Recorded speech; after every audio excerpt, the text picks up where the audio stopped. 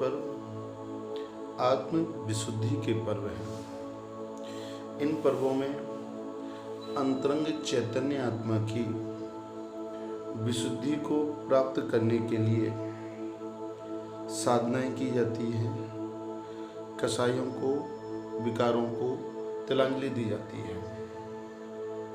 आज पर्वराज पर्युषण का प्रथम दिन, जिसे उत्तम क्षमा धर्म के नाम से जाना जाता है। यह क्षमा हमारे गुणों को विकसित करने वाली है, स्वभाव की ओर ले जाने वाली है, विकारों से बचाने वाली है। धर्म की परिपालना दो प्रकार से की जाती है। एक विधि परक हुआ करती है और दूसरी निषेध परक हुआ करती है। विधि परक में हमें यह करना चाहिए और निषेध परक में हमें यह नहीं करना चाहिए।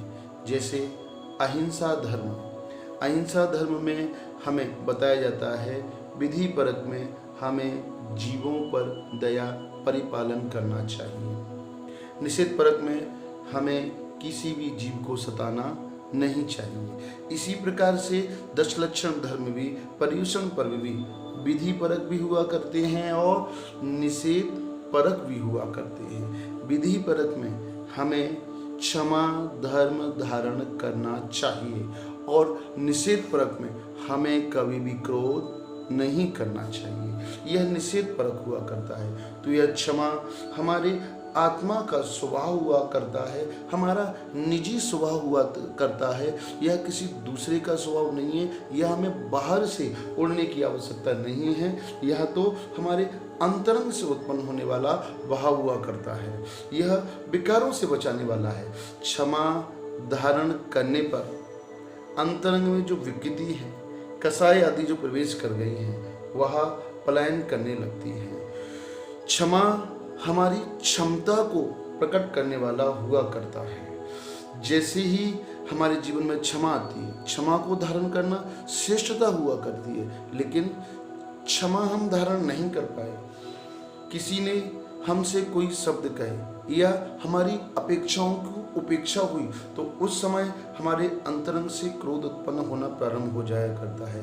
अब उन निमित्तों के मिलने पर हमारे अंदर की कैपेसिटी क्या है, हमारे अंदर की क्षमता क्या है, हम कितने समय तक अपने आप को विकारों से रोक सकते हैं, उस क्षमता को प्रदर्शित करने वाला भी यह क्षमा हुआ करती है। क्षमा सामर्थ्यवान पुरुष की निशानी हुआ करती है।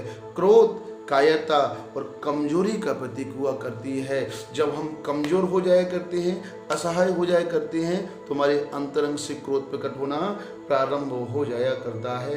क्रोध मूर्खता की निशानी हुआ करती है, अविवेक की निशानी हुआ करती है, अधैर्य की निशानी हुआ करती है। जो धैर्यवान पुरुष हुआ करते हैं, जो शक्ति संपन्न पुरुष हुआ करते हैं, वह अपने हृदय में क्षमा को धारण करने वाले हुआ करते हैं। इसलिए कहा है क्षमा वीरस्य भूषणम।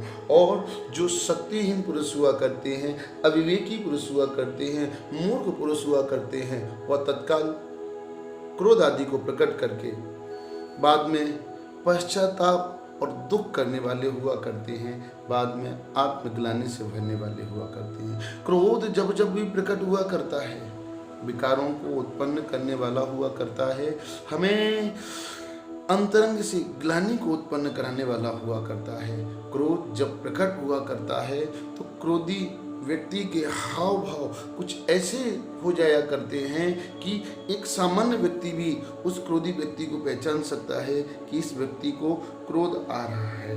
क्रोध जब प्रकट हुआ करता है तो सर्वप्रथम हमारी आंखों से हुआ करता है।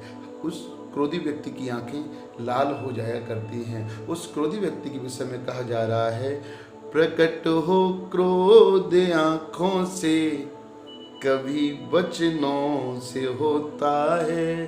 प्रकट हो क्रोध आंखों से, कभी वचनों से होता है, कहीं पीटे दूसरों को, कभी खुद पिट के होता है, कभी पीटे दूसरों को, कभी खुद पिट के होता है। क्रोध क्रोध से बढ़ता है, न बदले से कभी मिटता। क्रोध क्रोध से बढ़ता है, न बदले से कभी मिटता। धरे उत्तम क्षमा को जो, उसी का शांत होता है।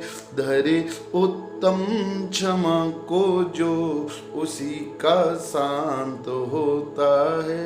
यह क्रोध कभी किसी की आंखों से प्रकट होता है, कभी किसी के वचनों से प्रकट होता है, तो कभी किसी की शरीर की अभिव्यक्ति के माध्यम से, कभी खुद पीट करके होता है, तो कभी दूसरों को पीट करके हुआ करता है। लेकिन यह अच्छा नहीं हुआ करता है, दुखदायी हुआ करता है, पीड़ादायी हुआ करता है।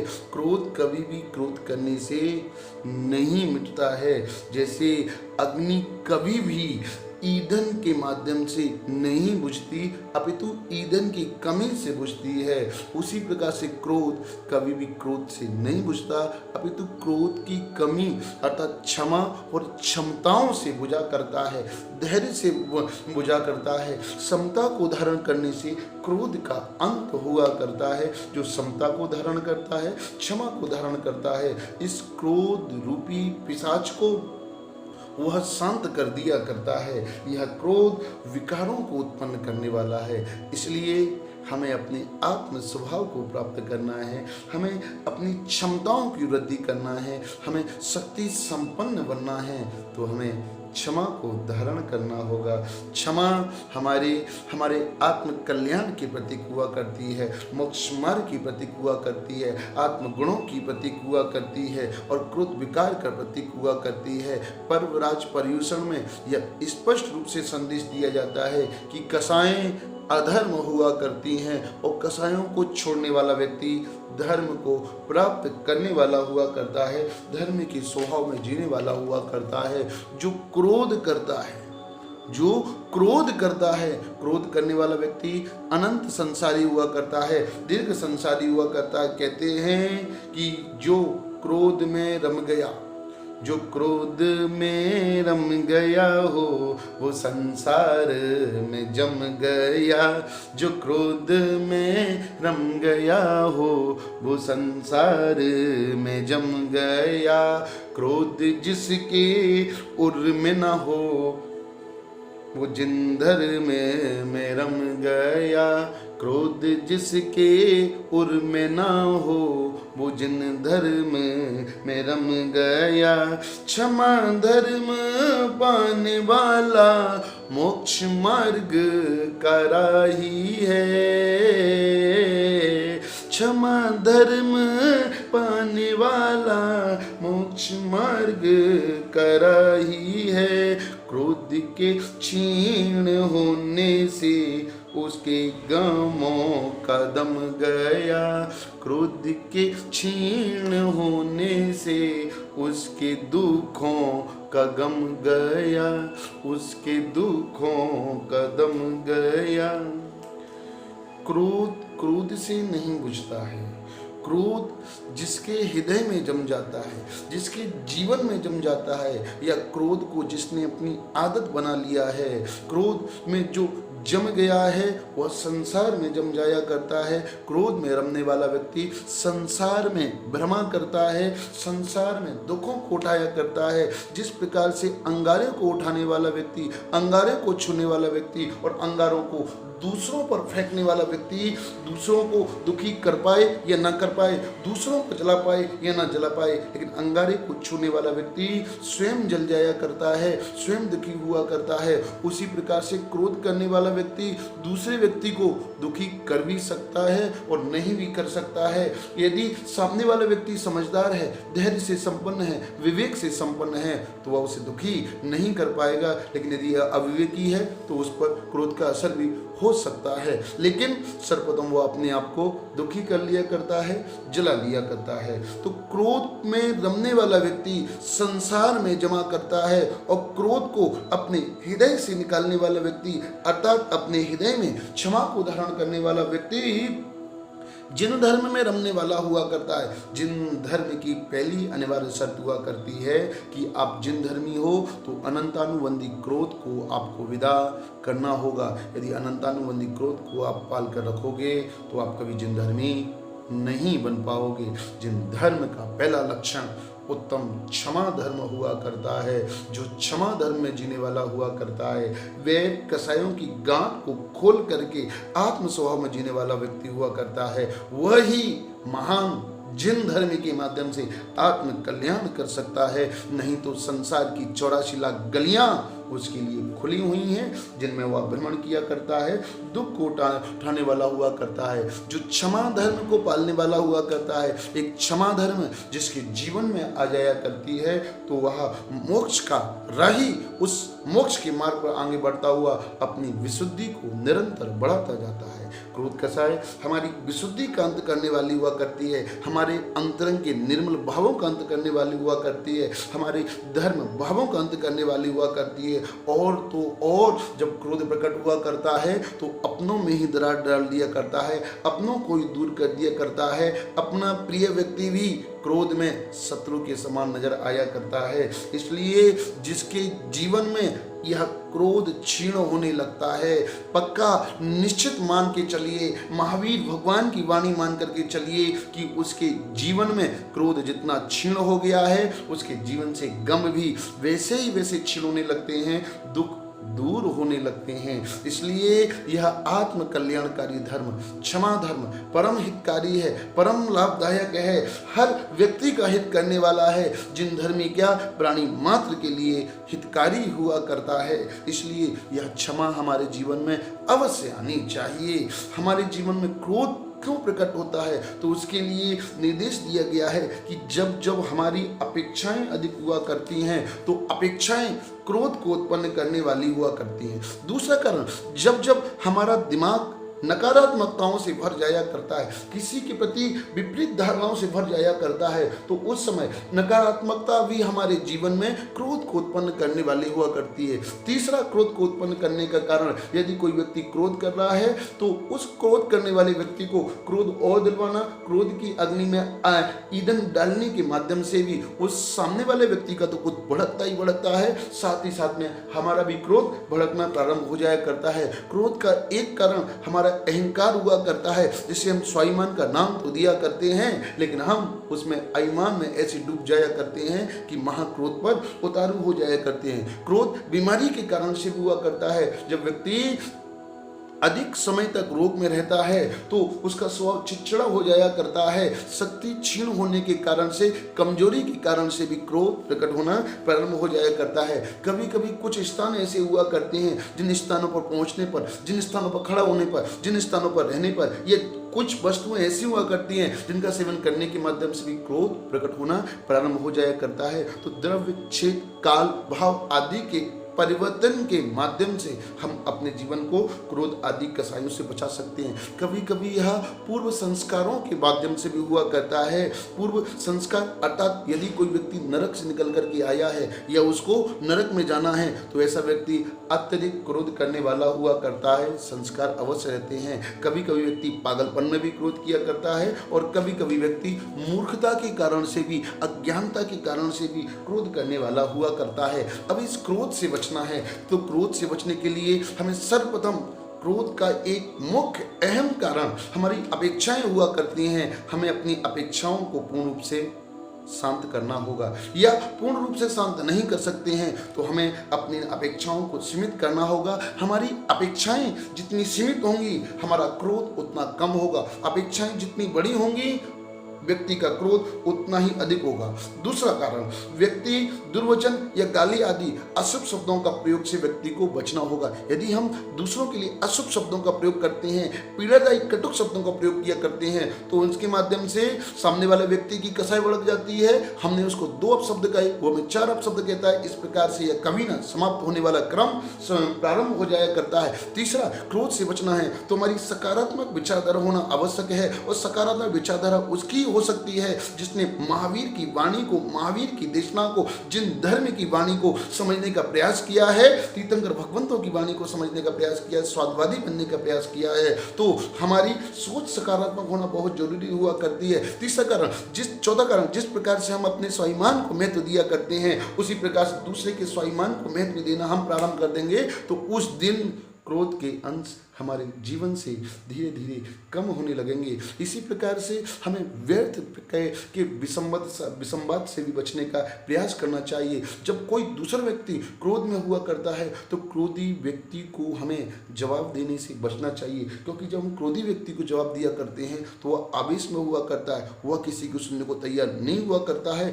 जब व्यक्ति क्रोध में हुआ करता है तो उसके दिमाग की खिड़कियां, दिमाग का शटर बंद हो जाया करता है। जैसे अभी भारतवर्ष में लॉकडाउन चल रहा है, वैसे ही क्रोध के आने पर उसके दिमाग में लॉकडाउन हो जाया करता है, सारे दरवाजे, समझ के सारे दरवाजे बंद हो जाया करते हैं। इसलिए क्रोधी व्यक्ति से हमें बहस करने से या जवाब देने से उससे बचना चाहिए, चाहे वो हमारा कितना ही आत्मीय क्यों ना हो। अगला कारण, कभी भी धैर्य का साथ नहीं छोड़ना चाहिए।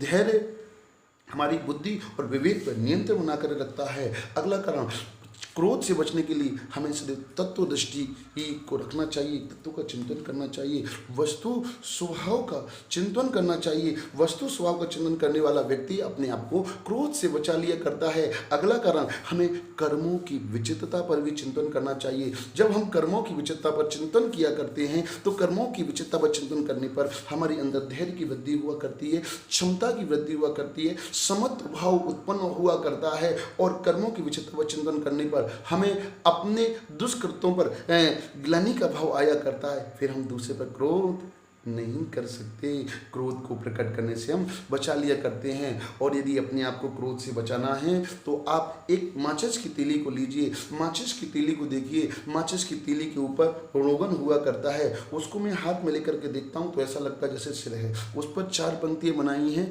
सिर है माचिस की तीली में मगर बुद्धि नहीं होती, सिर है माचिस की तीली में मगर बुद्धि नहीं होती, रगड़ जरा सी वो खाती तो जल के राख होती है, रगड़ जरा सी वो खाती तो जल कर राख होती है, मगर सिर और री दोनों यहाँ मानवों के पास, मगर सिर और धी दोनों यहाँ मानवों के पास, फिर भी जरा सी रगड़ में क्रोध अग्नि प्रकट होती, फिर भी जरा सी रगड़ में क्रोध अग्नि प्रकट होती। माचिस की तीली के पास सिर तो हुआ करता है, लेकिन उस सिर के अंदर दिमाग, बुद्धि नहीं हुआ करती है। इसी कारण से माचिस की तीली जरा सी रगड़ खाती है तो जल जाया करती है, प्रज्वलित हो जाया करती है। लेकिन हम मानवों के पास में सिर भी है, और सिर के अंदर एक अच्छा, सुंदर, सुव्यवस्थित दिमाग भी है। हर व्यक्ति को अपने दिमाग पे एक विशेष अभिमान हुआ करता है, गर्व हुआ करता है, चाहे बुद्धि की क्षमताएं कितनी क्यों ना कम हो, लेकिन वो अपने दिमाग पर थोड़ा तो वो अपने दिमाग पर गर्व करने वाला हुआ करता है। तो हमारे पास दिमाग है तो दिमाग होने पर हमें धैर्य रखना चाहिए, विवेक रखना चाहिए। माचिस की तीली की भांति जरा सी बातों पर जल करके राख नहीं होना चाहिए। जरा सी रगड़ हमें जल करके राख कराने वाली हो तो हमारे लिए अत्यंत दुखदायी हुआ करती है। क्षमा धर्म जीवन को पवित्र करने वाला हुआ करता है। धन्य है वे मुनिराज जिनके जीवन में उत्तम क्षमा अवतरित हुआ करती है। धन्य है वे भव्य जीव जो विपरीत कारणों के उपस्थित होने पर भी क्षमा धर्म को नहीं छोड़ते हैं, क्षमा को धारण किया करते हैं। तीर्थंकर परशुनाथ जैसी क्षमा को अपने जीवन में अवतरित किया करते हैं और महानता क्षमा धर्म को धारण करने से ही हुआ करती है। एक बार एक कोई साधु किसी नाव के माध्यम से नदी के एक किनारे से दूसरे किनारे जा रहा था किसी तप साधना करने के लिए। उस समय उस नाव में कुछ युवक भी सवार हो जाते हैं। युवक मौज मस्ती करने वाले थे, साधु को देख कर के मौज मस्ती करने लगते हैं, मजाक उड़ाने लगते हैं कि साधु बाबा जी आपके तो जीवन ठाठ में चल रहे हैं, आपके तो मज़े चल रहे हैं, मूड मुड़ाएं 3 गुण, सिर की मिट गई खाज, खाने को लड्डू मिले लोग कहे महाराज। नाना प्रकार के वचनों के माध्यम से उपालंब देने लगते हैं। कहते हैं कि आपको कुछ करना तो पड़ता नहीं है, लेकिन खाने के, पीने के, रहने के ठाठ आपके उत्तम हुआ करते हैं। आपके भक्त उत्तम से उत्तम व्यवस्थाएं किया करते हैं। जो वैभव हम सामान्य गृहस्थों को प्राप्त नहीं होता है, उससे अधिक उत्तम वैभव को आप प्राप्त करते हैं। नाना प्रकार से मजाक करने लगते हैं और मजाक करते करने में कभी अवध शब्दों का प्रयोग करते हैं तो कभी पैरों में पहनने वाले अपवित्र चप्पल जूते आदि के माध्यम से उन क्षमाशील साधु के कभी सिर पर रख देते हैं, कभी हाथों पर रख देते हैं,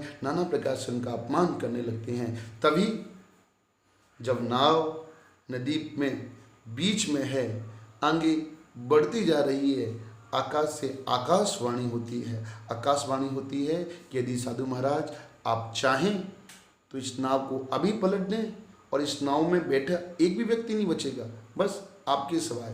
तो साधु महाराज कहते हैं कि यदि तुम देव हो तो इस नाव को पलटने की आवश्यकता नहीं है, इन भोले प्राणियों को कष्ट देने की आवश्यकता नहीं है, दंड देने की आवश्यकता नहीं है। यदि तुम कुछ कर ही सकते हो, कुछ पलट ही सकते हो, तो इनकी बुद्धि को पलट दीजिए। साधु की साधुता तो इसी में ही हुआ करती है कि वह क्षमा को धारण करे। साधु की शोभा क्षमा धर्म से हुआ करती है। यह उत्तम क्षमा धर्म हमारे जीवन को पवित्र करने वाला है, परम विशुद्धि को उत्पन्न करने वाला है। हम इस क्षमा धर्म को धारण कर अंतरंग की विशुद्धि को उपलब्ध हों। इस क्षमा धर्म को धारण कर अंतरंग से कसायों को दूर करें। आत्म प्रदूषण जो हो गया है, उस आत्म प्रदूषण को दूर करके पर्यूषण में जीने का प्रयास करें, परम विशुद्धि को प्राप्त करें। इन्हीं उत्तम सद्भावनाओं के साथ उत्तम क्षमा धर्म आपके जीवन में अवतरित हो। जय बोलिए उत्तम क्षमा धर्म की जय।